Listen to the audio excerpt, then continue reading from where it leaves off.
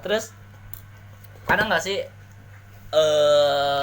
proses yang paling berkenang atau peran yang paling berkenang? Kan kadang-kadang ada yang prosesnya berkenang tapi lu sebagai perannya itu kurang.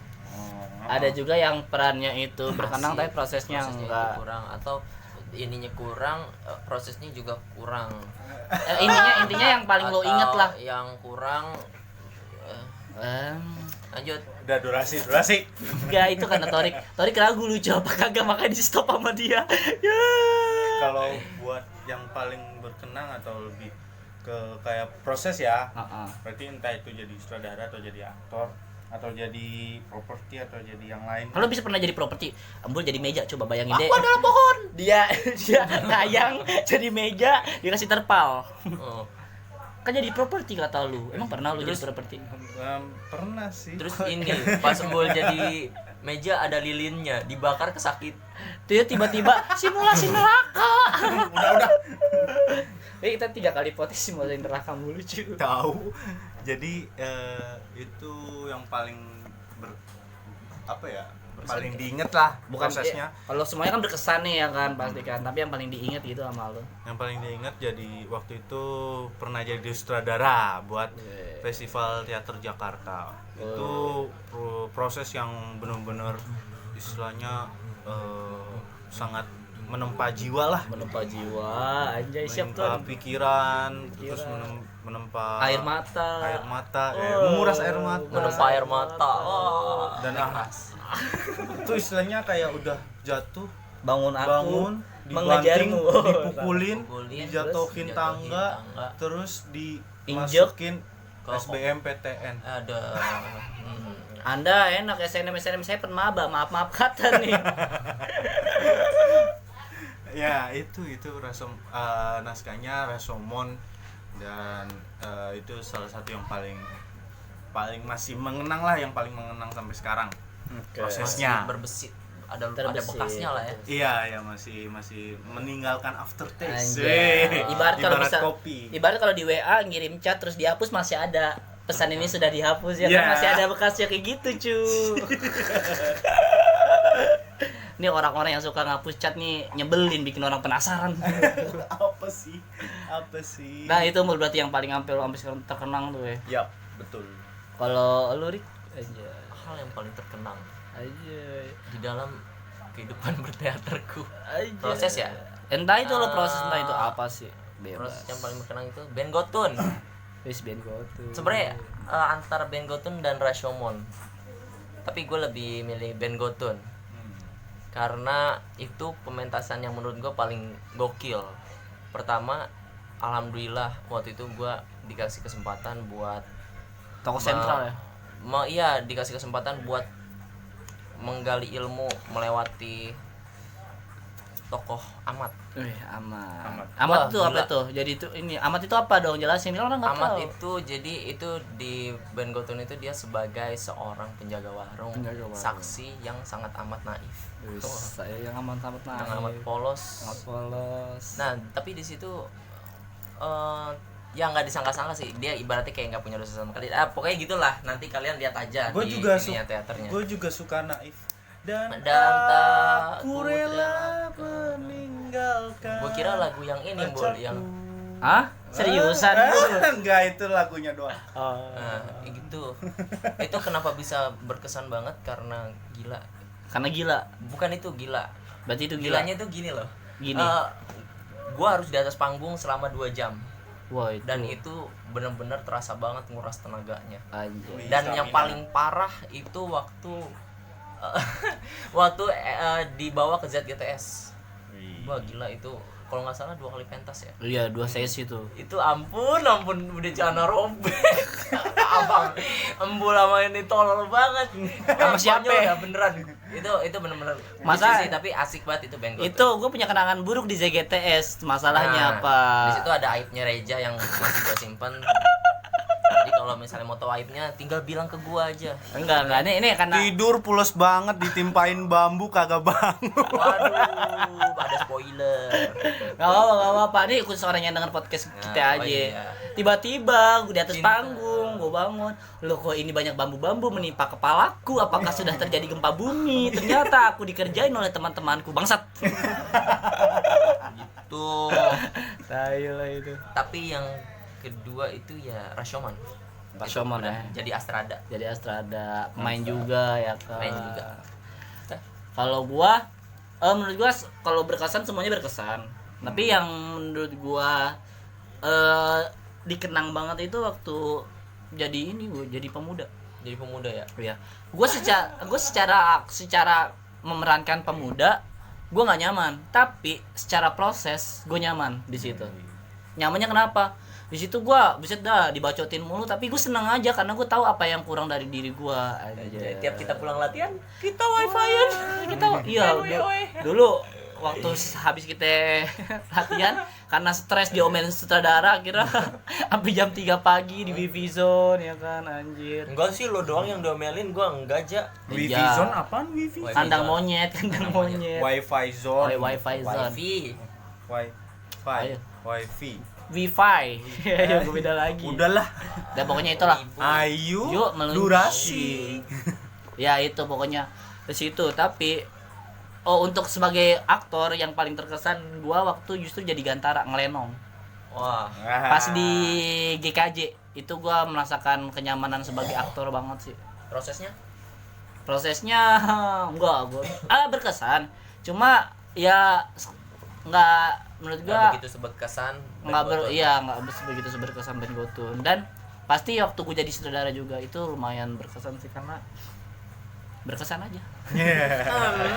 Itu tidak menyelesaikan sesuatu ya. Ya kan aku suka tidak menyelesaikan sesuatu, biarkan saja lah ya. Tapi nih Memang teater itu banyak banget asiknya ya. asik banget sih karena kita jadi mengenal diri kita juga cuy. Lo gila-gilaan, kalau mau gila-gilaan terus mau bareng-bareng gila-gilaan itu di teater. Sumpah asik banget. Nah oke, Kalian ngomongin apa terus sih? aku sedang mencari subtema nih kayaknya cocok buat dimasukin apa enggak gitu. Kan sekarang kan kita mencoba untuk Susahnya terbawa teks. Ayo, biar nggak nganu-nganu ya, Oke. biar bukan urusan saya. Aku kayak pernah mendengar itu bukan urusan saya. Lanjut. Oh ya, tapi kan Hmm. kita kan emang pegiat teater sih. Tapi gue mau nanya dong sama diri kita sendiri. Ada. Sama Halo diriku. Halo from the other side. Oke, Oke. sama kita nih. Kalau dari lu Simbul, apa sih impact yang menurut lu sangat berguna dari teater buat kehidupan lu sebagai manusia? Nah, ini menarik nih. Karena awalnya tuh ikut teater kan sebenarnya buat seneng-seneng aja gitu kan. Kira, Kita awalnya sih tampil, coba-coba. Kok ketagihan? Kan emang kayak gitu dari gua. Ciwi-ciwi. Awalnya gitu. Udah. Awalnya ya itu. Jadi ngomong awalnya lagi kan. Pada Jadi awalnya. Iya, Biar pada jalan, awalnya biar kan jalan. niatnya kan memang buat senang-senang gitu, bisa tampil depan orang, bisa membuat mereka terhibur, bisa membuat mereka menangis dan segala macam. Tapi itu apa ya? Itu hanya lapisan pertamanya. Lapisan Iya, pertama. jadi setelah kita melewati lapisan itu, kita akan menemukan proses di mana kita tuh lebih menempa diri, akhirnya bisa lebih fokus lagi, kita bisa lebih memaknai kehidupan dari pesan-pesan naskah yang ada gitu, dan juga akhirnya membawa kita kepada bentuk kedewasaan sikap gitu loh untuk menjalani kehidupan. Itu sih yang gue rasain. Beda emang yang paling Dari tua itu. dari kita tuh udah beda. Udah ngomong tahun 9. Itu jadi buat kalian nih mungkin yang istilahnya belum pernah atau ternyata pun tertarik untuk buat masuk teater dan ikut berkecimpung di dunia teater, coba deh masuk dulu, coba deh ikutin dulu, pasti seru, pasti nanti kamu akan merasakan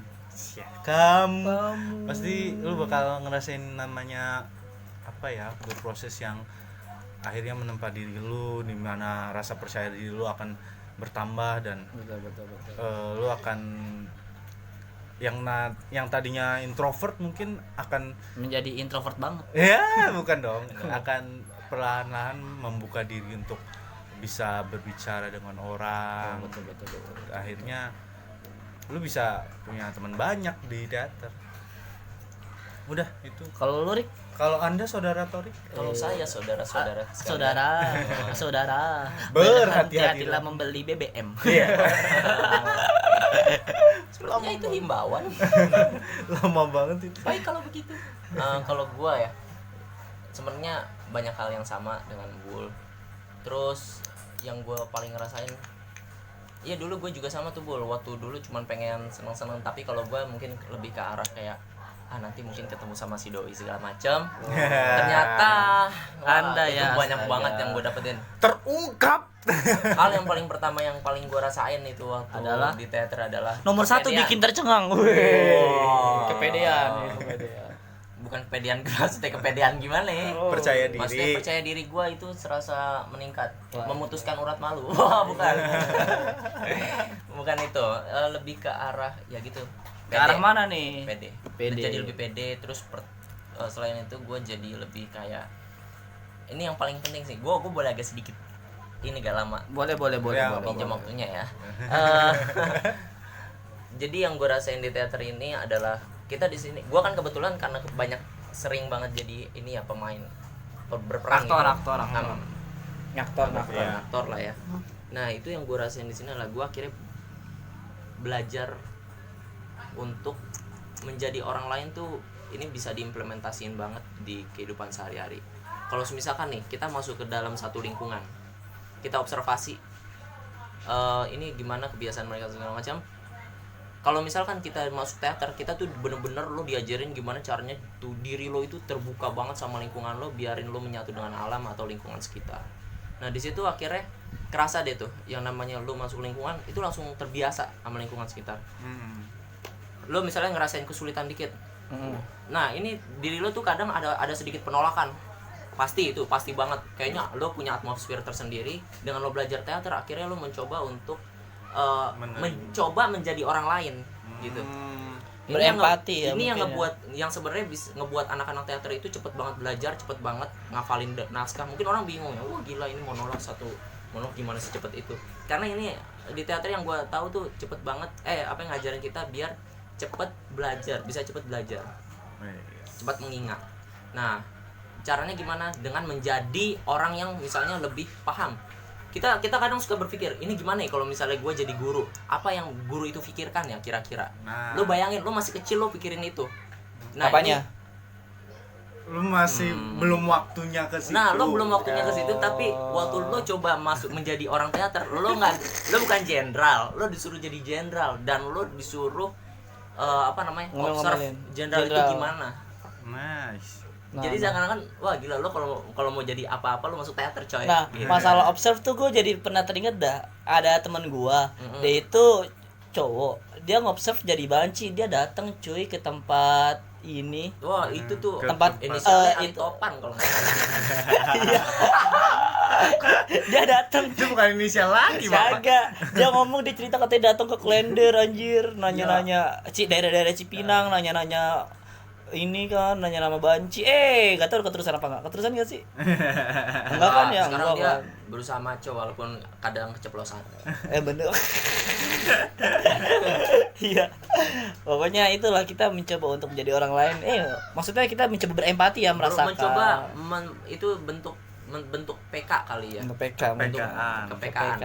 Jadi asik aja gitu. Di situ gue akhirnya yang tadinya introvert, lo akhirnya mencoba untuk bisa memanipulasi pola pikir lo yang tadinya cuma pendiam, akhirnya emang ternyata lingkungan membutuhkan lo untuk terbuka. Ya lo terbuka itu nggak bakal mengganggu diri lo yang introvert lah ibaratnya ya.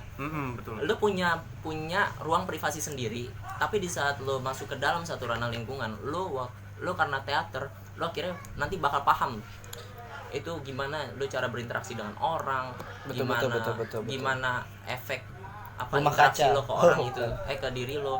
Sebenarnya omongan-omongan orang itu nggak ada ngaruhnya ke lo. Ibaratnya lo udah pentas, lo ditertawakan orang nangis ke lo segala macam, orang merasakan apa yang lo rasain di atas panggung, itu nggak ada ngaruhnya ke diri lu. Itu maksudnya yang gue maksud adalah nggak usah takut untuk bersosialisasi.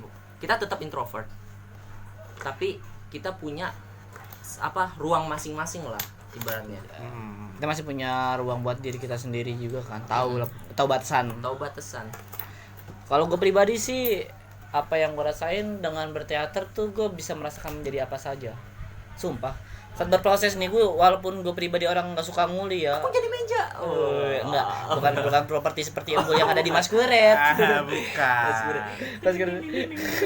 ada kelinci cantik. Enggak gitu. Lu mah yang diinget kelincinya ya. Enggak, tapi lu saat lu masuk teater lu coba aja. Gue nggak menyarankan lu mencoba apa aja, cuma coba sesuatu hal yang baru yang menurut lu bisa mengembangkan minat lu. Contoh, gue sejujurnya nggak suka properti, cuman karena gue ikut aja, walaupun akhirnya cuma nyanyi doang, cuma tiba-tiba, ada mau beli makan nggak, nitip sama gue. Tapi gue alasan untuk tidak memaku. Enggak, kan gue ikut-ikutan juga. Itu gue kayak gitu pas jadi ketua doang anjing. Karena gue pegang duit. Ya waktu gue masih jadi junior kan, di situ bikin properti, walaupun gue nggak bisa banget, dan tapi gue jadi tahu ternyata konsep bikin meja tuh begini dulu harusnya, konsep bikin apa begini. Terus lu bisa jadi apa aja di teater menurut gue. Lu bisa jadi seorang penyanyi, bisa jadi seorang guru, bisa jadi seorang pembunuh mungkin. Maksudnya dalam hal cerita ya. Iya. Bisa jadi apapun yang menurut lu pengalaman menjadinya itu yang menurut gue sangat kaya dan bisa diimplementasikan. Buat kita open minded ya sih. Karena kita belajar banyak perspektif. Nah, itu teater tuh. Kita belajar banyak perspektif dan akhirnya kita nggak main judge sesuatu gitu. Nah, itu dia. Selain itu tuh gue jadi menemukan, gue pribadi mungkin ya, gue merasakan di teater, entah ini karena komunitasnya atau apa, gue merasakan gue punya adik cuy. Kan gue orang semata wayang, gue ngerasain punya adik, punya kakak, punya abang, anjay. Gitu-gitu. Gue ingin ngomong sesuatu tapi berbahaya, jangan. Gitu, pokoknya gitu-gitu dah. Ya itu yang menurut gue anjing lu Rik. Maaf, keceplosan gue ngomong. Itu lo bukan public figure, bebas ngomong bahasa kasar. Tapi public speaking. Iya. Ya seperti itu sih. Nah, terus apalagi nih yang bakal kita ini? Mungkin udah deh, cukup segitu aja. Entah udah kepanjangan ya. Terima kasih. Oke, terima kasih. Kalau kalian punya pengalaman-pengalaman tentang teater juga bisa kok kirim email. Ya. Kirim email belum. Langsung kirim email, Bapak. Enggak, ini aja pokoknya kalau misalnya punya mengenai pengalaman asik dan seru gitu tentang teater, atau mungkin mau iniin komunitasnya gitu kan, kenalin ke kita, siapa tahu kita bisa main ya kan. Betul. Bisa ceritain. komen di Bawah. channel YouTube kita ya kan, atau bisa aja di DM Instagram juga boleh, nggak apa-apa. nanti yang bakal nanggepin Embul kok, atau enggak gua atau Iya, enggak Torik. Tapi kan ini tahu kita pasti ada pendengar yang bukan anak teater. Oh iya. Nah, Pokoknya kalau gitu lo harus coba. Harus coba. Ya, gimana caranya? Hubungi teater-teater yang terdekat yang Anda kenal. Iya. Setidaknya kalau misalkan malu-malu ikut teater, nonton aja. Bila Betul, sakit betul. berlanjut hubungi dokter. Wow. Kayaknya udah mulai nggak lucu nih cuy. Oke, mungkin dari kita sekian dan terima kasih sudah mau mendengarkan. Dan selamat Hari Teater Sedunia. Berproses berteater adalah berproses menjadi manusia yang manusia aja. Itu dari gue terakhir. Oke, selamat malam.